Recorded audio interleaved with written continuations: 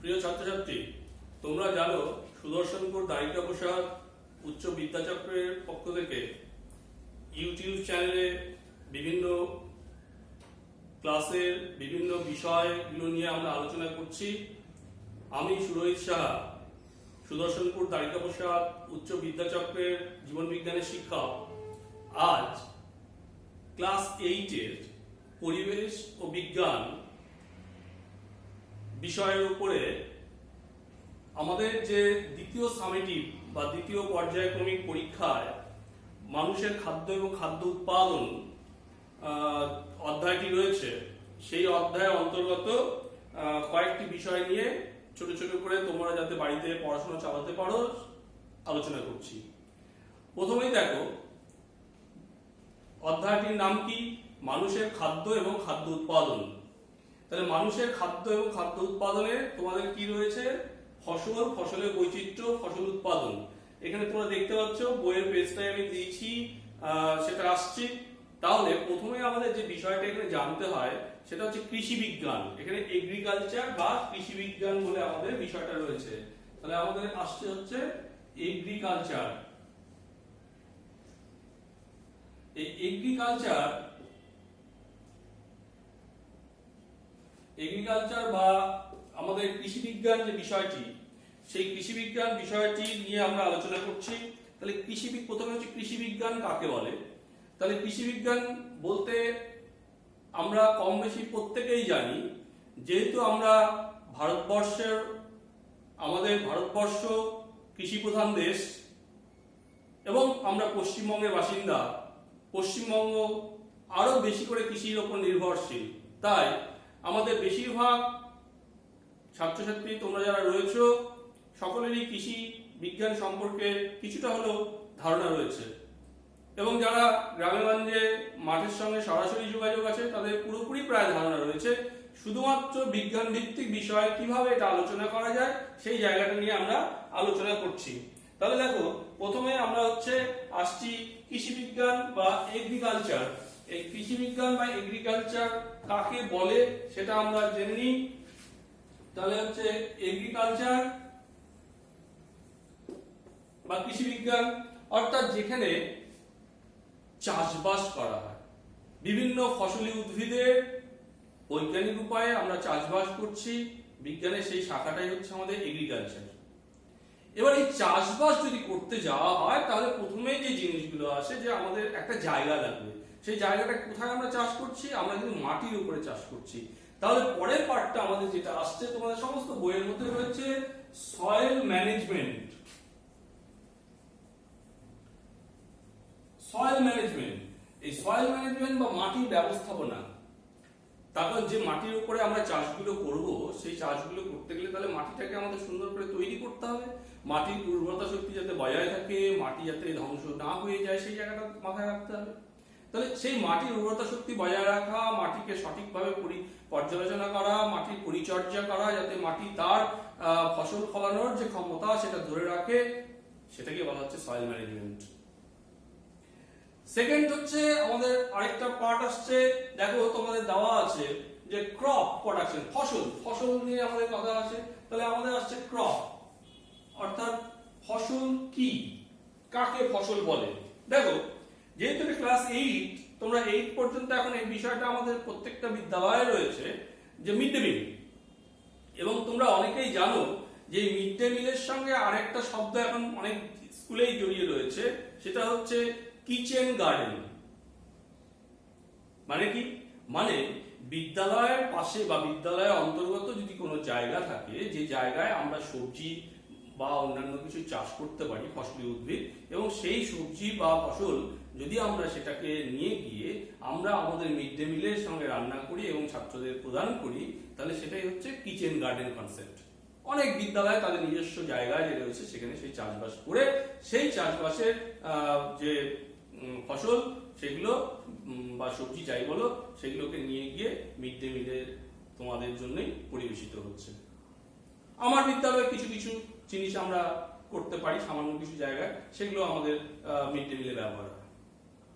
তাহলে এই যে কিচেন গার্ডেন কনসেপ্ট রয়েছে, তাহলে আমাদের ফসল, তাহলে ফসল আমি বাড়িতে একটা জিনিস লাগিয়েছি, ধরো একটা হচ্ছে আমি ফুলকপির চারা এনে লাগিয়েছি একটা টবের মধ্যে, তাহলে আমি কি সেটাকে ফসল বলছি না? তখন আমরা বলছি না, কারণ কিন্তু এটাকে চাষ করিনি আমি তো সেখানে কপিটাকে চাষ করেছি, হ্যাঁ অবশ্যই করেছি, কিন্তু সেটাকে আমি সেই হচ্ছে ফসল বলছি না। ফসল অর্থে একটা বৃহৎ, অর্থাৎ অনেকটা জায়গা জুড়ে, যদি অনেকটা জায়গা জুড়ে আমরা কোনো উদ্ভিদের চাষ করি, খাদ্যযোগ্য উদ্ভিদের, তাহলে তখন সেটাকে আমরা বলছি ফসল। তাহলে উদ্ভিদ মানে কি শুধু খাদ্যযোগ্য হবে, ক্রপ মানে কি খাদ্যযোগ্য? না, তখন বিষয়টা চলে আসছে যে ফসল বলতে আমরা যদি ক্রপ বলতে বুঝি যে অনেকটা জায়গা জুড়ে যখন অর্থ করি, অর্থাৎ যেখান থেকে আমাদের অর্থ উপার্জন হতে পারে এরকম উদ্ভিদকে যদি চাষ করা হয়, তাহলে তখন সেটাকে আমরা বলছি ক্রপ।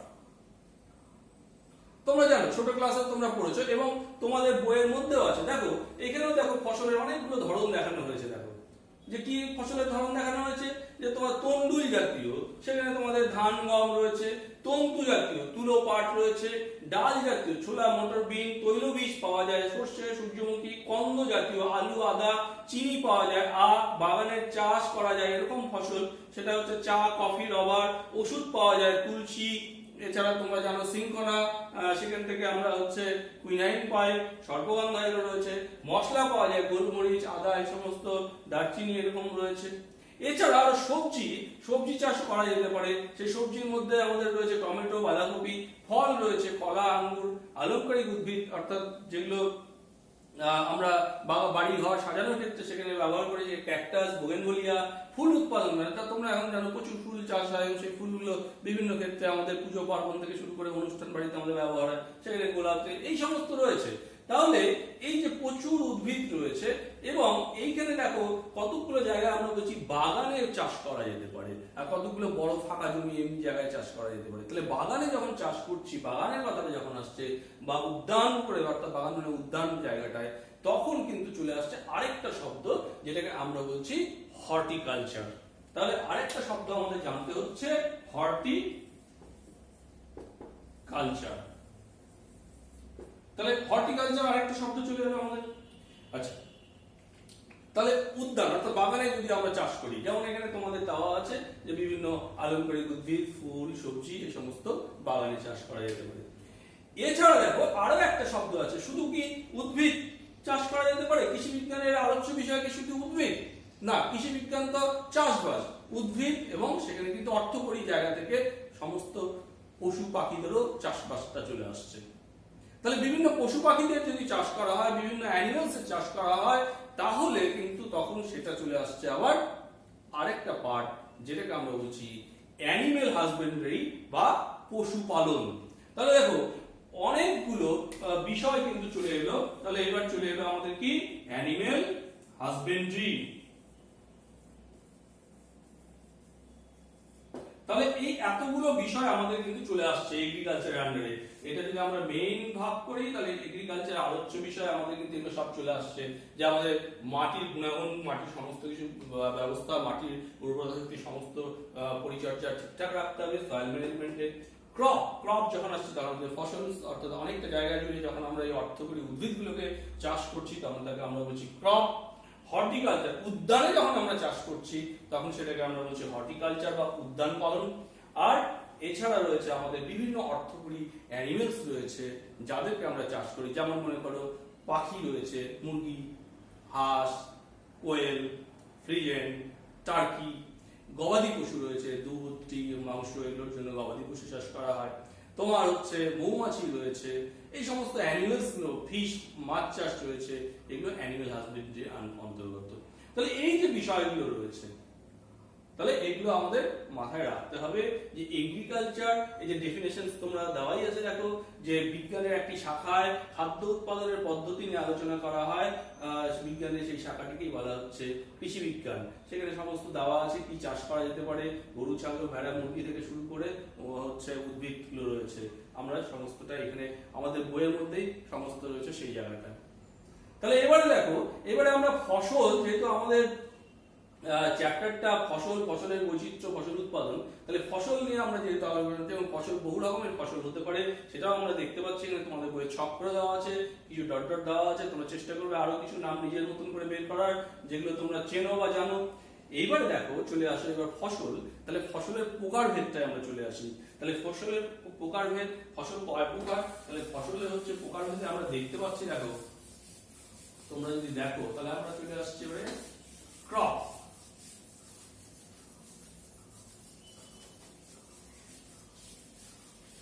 এবার এই ক্রপ আমরা কি দেখছি, টাইপস বা ধরনের ক্ষেত্রে দেখো তোমাদের বইয়ে দেওয়া আছে খারিফ ফসল আর রবি ফসল। তাহলে 1 নম্বরে রয়েছে আমাদের খারিফ ফসল আর 2 নম্বরে রয়েছে রবি ফসল। তাহলে খারিফ এবং রবি কাকে বলে, দেখো খুব সুন্দর করে দেওয়া আছে যে সমস্ত ফসলগুলো সাধারণত বেশি জলের প্রয়োজন পড়ে, সেজন্য হচ্ছে জুন জুলাই মাসে যে সমস্ত ফসলকে রোপণ করা হয় এবং সেপ্টেম্বর অক্টোবর মাসে তাদের ফসল তোলা হয়, এরকম ফসলকে আমরা বলছি খারিফ ফসল। উদাহরণ কি, ধান, ভুট্টা, তুলা, চীনাবাদাম, সয়াবিন এগুলো রয়েছে। অন্যদিকে রবি ফসল, ঠিক এই ফসল আমরা খারিফ ফসল তুলে নিলাম কবে, সেপ্টেম্বর অক্টোবর মাসে। তখন কি খুব বেশি বৃষ্টিপাত হয় না, আস্তে আস্তে বৃষ্টির পরিমাণটা কমতে থাকে অক্টোবর মাসের দিকে। এবার অক্টোবর নভেম্বর যখন বৃষ্টির পরিমাণটা কম থাকছে, সেই সময় যখন আমরা ফসলটাকে লাগানো হচ্ছে এবং ফসলটাকে তোলা হচ্ছে, এই যে মনে করো ফেব্রুয়ারি, মার্চ বা এপ্রিলের মধ্যে গিয়ে ফসলটাকে তোলা হচ্ছে, দেওয়াই আছে অক্টোবর নভেম্বরে লাগানো হচ্ছে এবং মার্চ এপ্রিলে গিয়ে যে ফসলগুলোকে তোলা হচ্ছে সেই ফসলগুলোকে আমরা বলছি রবি শস্য বা রবি ফসল। তার মধ্যে কি আছে, গম আছে, বার্লি আছে, ছোলা আছে, মটর আছে, সর্ষে আছে। তাহলে আমরা ফসলের দুটো ভাগ দেখে নিলাম। এইবারে আমাদের পার্ট হচ্ছে ফসল উৎপাদন। ফসল কি করে আমরা উৎপাদন করব, ধরো আমরা অত ডিফিকাল্ট হয়ে ভাববো না, ব্যাপারটা অত্যন্ত সহজ করে আমরা ভাবি যে ফসল আমরা কি করে করব। যদি মনে করো যে আমাদের বাড়ির পাশে বা আমাদের বিদ্যালয়ের পাশে একটা জায়গা রয়েছে, আমরা ইচ্ছা করলাম সেই জায়গাটায় কিছু চাষ করব। যা কিছু ভাবতে পারো, তোমরা ভাবতে পারো যে ফুল গাছ লাগাবো, হতে পারে। তোমরা ভাবতে পারো না স্যার আমরা বাঁধাকপি চাষ করবো, হতে পারে। তোমরা ভাবতে পারো সর্ষে লাগাবো, হতে পারে। তোমরা ভাবতে পারো মূলো লাগাবো, হতে পারে। যে কোনো ধরনের ফসল তোমরা ভাবলে লাগাবো। কি করতে হবে বলো তো, ধাপগুলো আমরা আবারও বলছি যে ধাপগুলো যারা এই চাষবাসের সঙ্গে যে সমস্ত ছাত্রছাত্রী তোমরা যুক্ত আছো তারা খুব সহজেই জানো, আর যারা যুক্ত নেই খুব একটা, তারা অতটা হয়তো হচ্ছে সেটার সঙ্গে নেই। বড় জমি হলে বিরাট ব্যাপার হয়, কিন্তু আমি ধাপগুলো যদি হয় তাহলে আমাদের অল্প জায়গাতেও সেই ব্যাপারগুলো কিন্তু কম বেশি একই থাকে। দেখো প্রথমে আমরা কি করব, ধাপগুলো এখানে দেওয়া আছে। প্রথমে আমাদের কি করতে হবে, প্রথমে আমাদের দেখো চাষের জমির মাটি তৈরি করতে হবে। তার মাটিটাকে যদি আমি না রেডি করি তাহলে সেখানে আমি কি করে লাগাবো। এবার মাটি রেডি করতে হবে। দ্বিতীয় আমার বীজ বপন করার ব্যাপার আছে, সেখানে আমি বীজগুলোকে বপন করব। 3 নম্বর সার প্রয়োগ করতে হবে, কারণ বীজ লাগানো হয়েছে, গাছটা বড় হচ্ছে, তখন সার দিতে হবে। 4 নম্বরে দেওয়া আছে জলসেচ। জল না দিলে তো গাছ মারা যাবে, জল যদি না পায়, বৃষ্টি যদি ঠিকঠাক না হয় তাহলে জল লাগবে। আগাছা দমন, ক্ষতিকারক পোকামাকড় হতে পারে, সেই পোকামাকড়গুলোকে ধ্বংস। তারপরে ফসল তোলা এবং ফসলটাকে তারপরে সঞ্চয় করা বা সংরক্ষণ করা। এই যে 8টা ধাপ তোমাদের এখানে সুন্দর করে 8টা ধাপ বইয়ের মধ্যে কিন্তু দেওয়া আছে। এবার চলো আমরা একটি একটি করে ধাপ নিয়ে একটু করে আলোচনা করি। মাটি তৈরি। আচ্ছা মাটি, আমরা বলছি যে একটা জমি আছে, তাহলে জমি মাটিটা কি করে তৈরি, মাটিটা তৈরি করতে গেলে মাটিটাকে খুঁড়তে হবে। অর্থাৎ মাটিটা মনে রাখো যে মাটিটা থাকে, মাটির ওপরের দিকে 2-3 সেন্টিমিটার মাটি সারগুলো থাকে, মানে যেখানে মাটি গাছের যে বড় হওয়ার জন্য পরিপোষকগুলো সেগুলো থাকে।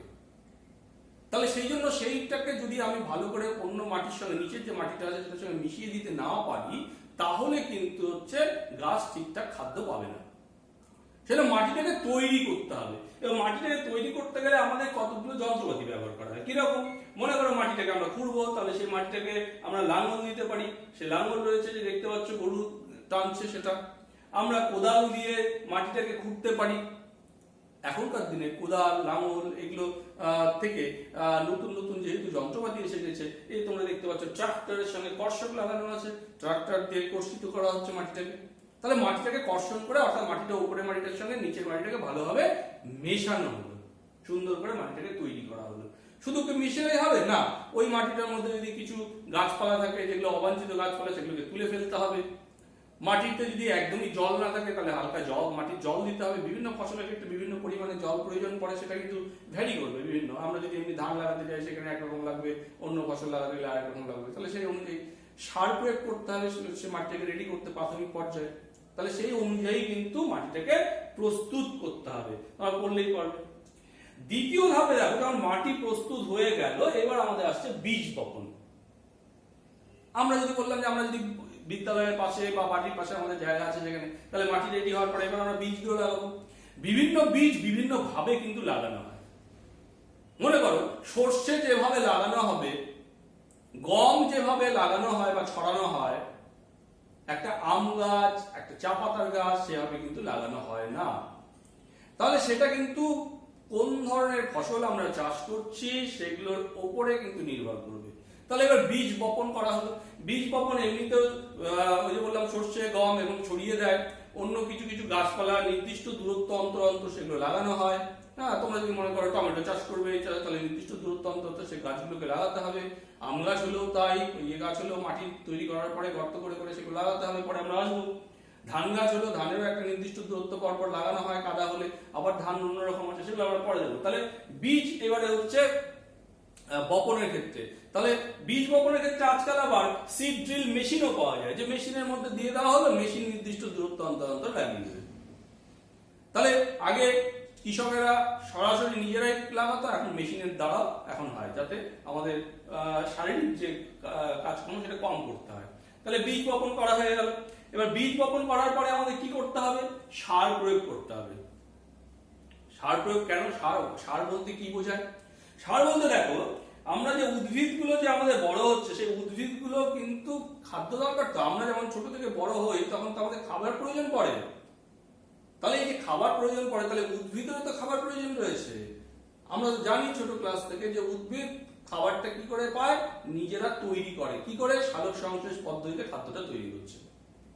তাহলে সালোক সংশ্লেষ পদ্ধতিতে উদ্ভিদ তৈরি করে, কিন্তু উদ্ভিদ তৈরি করতে কিন্তু তার দুটো উপাদান লাগে অন্তপক্ষে। তোমরা সেটা জানো, সেটা কি? সেটা হচ্ছে একটা কার্বন ডাই অক্সাইড আর একটা কি বলতো? জল, H2O।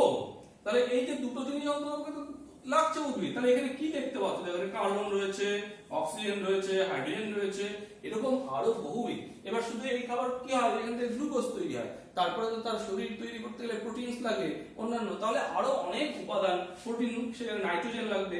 এছাড়া আরো এই যেগুলো তৈরি করতে যে বিভিন্ন উৎসেচক গুলো লাগে, পরবর্তীকালে তোমরা পড়বে, সেখানে অনেক উপাদানের প্রয়োজন পড়ে। সেখানে এই উপাদানগুলো দেখতে পাচ্ছ, মূল খাদ্য উপাদান এবং গৌণ খাদ্য উপাদান, carbon, hydrogen, oxygen, nitrogen, phosphorus, potassium, magnesium, sulphur, আর নিচের দিকে iron, manganese, copper, boron, molybdenum, zinc, chloride, এগুলো সমস্ত মিনারেলস গুলোকে লাগছে। তো এই মিনারেলস গুলো বা এই যে উপাদানগুলোকে দেখতে পাচ্ছ, এই উপাদানগুলো আলাদা আলাদা মৌলিক উপাদান হিসেবে থাকলেও উদ্ভিদ সাধারণত এগুলো যৌগিক উপাদান অর্থাৎ যৌগ হিসেবে গ্রহণ করে।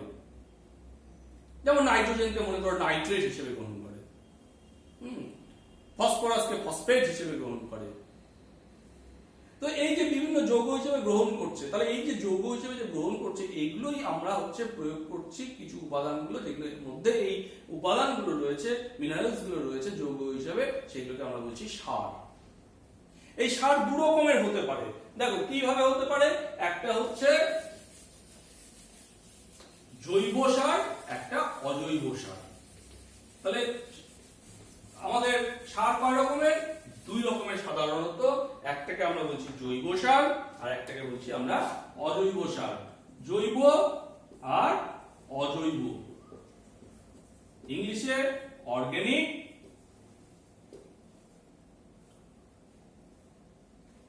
আর ইনঅর্গানিক। অর্গানিক এবং ইনঅর্গানিক দেওয়া আছে। এবার অর্গানিক এবং ইনঅর্গানিক, তাহলে অর্গানিকটা কি? জৈব, বুঝতেই পারছো। তাহলে জীব, তাহলে বিভিন্ন পচনশীল উদ্ভিদ বা প্রাণীজ যে বর্জ্য, সেগুলোকে পচিয়ে তার মধ্যে জীবাণুর কাজকর্মের ফলে যখন সেটা সার হিসেবে তৈরি করছে তখন সেটাকে আমরা বলছি জৈব সার। তোমরা অনেকে দেখেছো যে অনেকের বাড়ির পাশে ধরো একটা গর্ত করা হয়েছে, সেখানে প্রতিদিনের ঝাড় ঝাঁটা দিয়ে কাগজ, পাতা, খড়, বিচালি যা যা আছে সেগুলো নিয়ে গিয়ে ফেলা হয়, গবাদি পশুর মল মূত্র যা আছে সেগুলো নিয়ে ফেলা হয়, এবং অনেক দিন বৃষ্টির মধ্যে থাকলো সেগুলো আস্তে আস্তে সেগুলো পচনশীলের মতন অবস্থা হয়ে গেল, বা উদ্ভিজ বাড়ির যে সবজি টবজির যা উপাদানগুলো আছে সেগুলো নিয়ে গিয়ে ফেলা হয়, ফেলার পর অনেক দিন থাকলো, থাকার পরে বর্ষাকাল এসে জল বৃষ্টি পড়লো পরে পচে পচে, তারপরে সেখানে নিচ থেকে উঠিয়ে সেগুলো নিয়ে জমিতে দেওয়া হতো, অর্গানিক ম্যানিউরস। আর অজৈব সারটা কি বলতো? অজৈব সারটা এই উপাদানগুলো নাইট্রোজেন, ফসফরাস বা পটাশিয়াম এগুলো যুক্ত যে উপাদানগুলো যেগুলো ল্যাবরেটরি বা পরীক্ষাগারে তৈরি করা হচ্ছে, কারখানায় তৈরি করা হচ্ছে। যেমন খুব কমন ইনঅর্গানিক সার তোমরা জানো, সেটা কি? সেটা হচ্ছে ইউরিয়া। ইউরিয়া কি জাতীয় সার? ইউরিয়া হচ্ছে নাইট্রোজেন যুক্ত সার। কত পার্সেন্ট নাইট্রোজেন রয়েছে ইউরিয়ার মধ্যে? 46%। তাহলে এই যে সার, ইউরিয়া কোথায়? কারখানায় তৈরি করা হচ্ছে, ইউরিয়া কিন্তু এমনি কোথাও তৈরি হচ্ছে না। তাহলে এগুলো হচ্ছে অজৈব সার। তাহলে সার প্রয়োগ, সারের মধ্যে কি রয়েছে? সারের মধ্যে উদ্ভিদের বেড়ে ওঠার জন্য যে প্রয়োজনীয় উপাদানগুলো সেগুলো এর মধ্যে রয়েছে। অনেক জীবাণু সার হতে পারে, গ্রিন ম্যানিওর বলে হতে পারে, সবুজ সার। তাহলে এগুলো রয়েছে। এবার চলে এসো, যেমন এনপিকে বলে একটা সারের নাম বলা হচ্ছে। কি নাম বলা হচ্ছে? এনপিকে। অনেক সময় আসে যে এনপিকে। দেখো, N for nitrogen, P for phosphorus, আর কে ফর পটাশিয়াম। অর্থাৎ এই তিনটে উপাদান একসঙ্গে যে সারের মধ্যে রয়েছে তাকেই আমরা বলছি এনপিকে। এগুলো আলাদা আলাদা ভাবে পাওয়া যায়, যেমন আমরা বললাম ইউরিয়া, নাইট্রোজেন রয়েছে। আর এনপিকে মানে তিনটে সার উদ্ভিদের যে পরিমাণে লাগে সেই পার্সেন্টেজে তিনটে সার মিলিত ভাবে দেওয়া আছে। তাহলে এনপিকে নাইট্রোজেন, ফসফরাস এবং পটাশিয়াম যুক্ত যে সার একসঙ্গে মেশানো থাকে তাকে বলা হচ্ছে এনপিকে। আচ্ছা, এখানে দেখো এই জৈব অজৈব সারের আবার কতগুলো লাভজনক এবং লসের জায়গা আছে। যেমন অজৈব সার দিলে দেখা যায় যে ফসল খুব ভালো হয়, খুব স্বাভাবিক। কিন্তু মাথায় রাখতে হবে অজৈব সার কিন্তু বেশি প্রয়োগ করা কখনোই ভালো নয়। কেন? তার কতগুলো ডিসঅ্যাডভান্টেজ রয়েছে, অর্থাৎ সমস্যা রয়েছে। সেগুলো কি?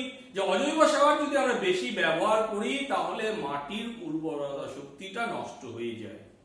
তোমাদের বইয়ের মধ্যেই দেখবে, দেখো তোমাদের বইয়ের মধ্যে যদি দেখো যে অ্যামোনিয়াম সালফেট, এই যে অর্গানিক সার, ইনঅর্গানিক সারটা, এই ইনঅর্গানিক সার যদি বেশি প্রয়োগ করা হয় তাহলে মাটি কিন্তু হচ্ছে রসায়নে পাল্টে যাচ্ছে এবং মাটিটা আম্লিক বেড়ে যাচ্ছে।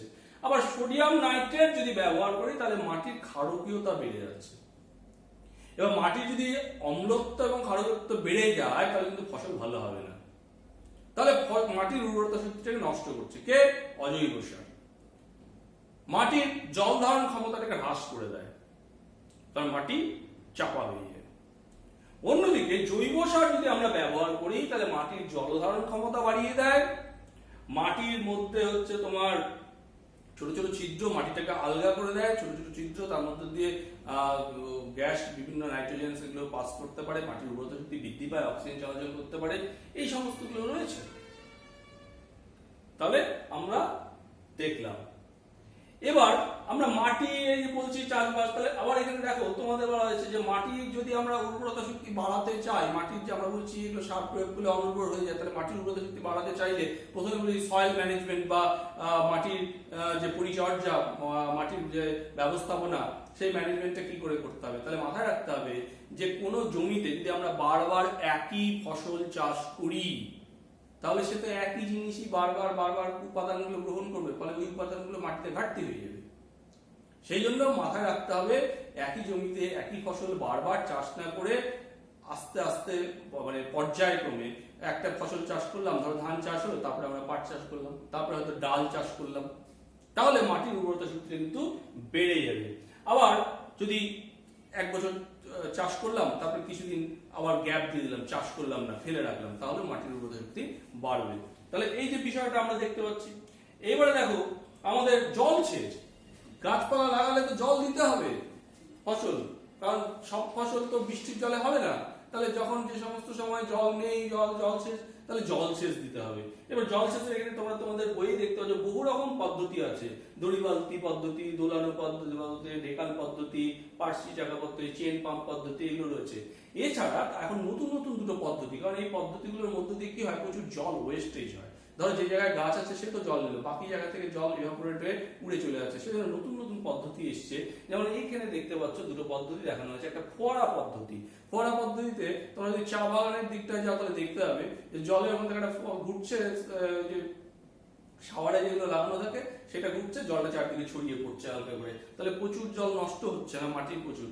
আর হচ্ছে কি, আর ড্রিপ পদ্ধতি। এই ড্রিপ পদ্ধতিটা পাইপলাইন দিয়ে না হয়, প্রথম প্রাথমিকভাবে খরচটা একটু বেশি পড়ে, কিন্তু যেখানে যেখানে গাছ আছে গাছের গোড়ায় এক ফোঁটা এক ফোঁটা এক ফোঁটা করে জল পড়বে, ফলে অন্য গাছ যেখানে নেই সেই জায়গায় জলটা পড়ে ওয়েস্টেজ হবে না। তাহলে আমরা জলকে সংরক্ষণ করতে পারছি এই পদ্ধতিগুলোর মধ্য দিয়ে, নতুন নতুন। তাহলে আমাদের জল দিতে হবে। নেক্সট, জল তো দিয়েছি, জমিতে ফসল বোনা হয়েছে, সব হয়েছে। এবার প্রচুর অবাঞ্ছিত গাছপালা তো হতে পারে, যেগুলোকে আমরা এক কথা বলি আগাছা, যেগুলো আমাদের হচ্ছে প্রয়োজন নেই, যে গাছগুলো হচ্ছে আমাদের ফসলের ক্ষতি করে, সেগুলোকে আমরা বলছি আগাছা। তাহলে সেই আগাছাগুলোকে নাশ করতে হবে। সেখানে এখানে দেখতে পাচ্ছ কতগুলো অ্যামারান্থাস, ঘাস, চেনোপোডিয়াম, এই সমস্ত হচ্ছে তোমার দেওয়া হয়েছে আগাছাগুলো। এই আগাছাগুলো নাশ করতে গিয়ে আমরা আবার কতগুলো রাসায়নিক পদার্থ ব্যবহার করতে পারি, যেমন 2,4-D, ডাইক্লোরাম, এই সমস্তগুলো রয়েছে আমাদের আগাছা নাশক হিসেবে, তোমাদের বইয়ে দেওয়া আছে। তাহলে আগাছা।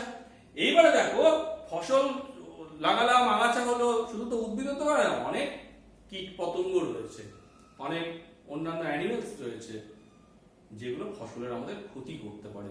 তাদেরকে আমরা কি বলছি এক কথায়? তাদের বলছি পেস্ট। অর্থাৎ যে সমস্ত কীটপতঙ্গ বা অ্যানিমেলস যেগুলো আমাদের ফসলের ক্ষতি করছে সেগুলোকে আমরা বলছি পেস্ট।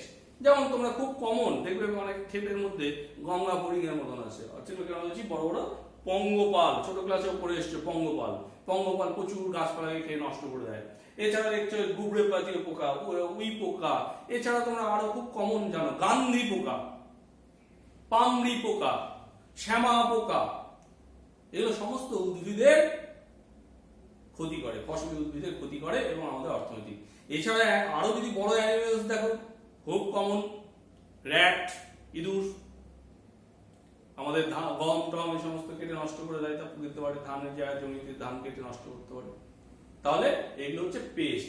এদেরকে মারার জন্য আবার কিছু রাসায়নিক পদার্থ ব্যবহার করা হয়, যেগুলোকে বলা হচ্ছে পেস্ট নাশক বা ইনসেকটিসাইডস বা পেস্ট নাশক। তো এই যে ইনসেকটিসাইড বা পেস্ট নাশক সেগুলো আছে, সেগুলো আমরা ব্যবহার করতে পারি বিভিন্ন।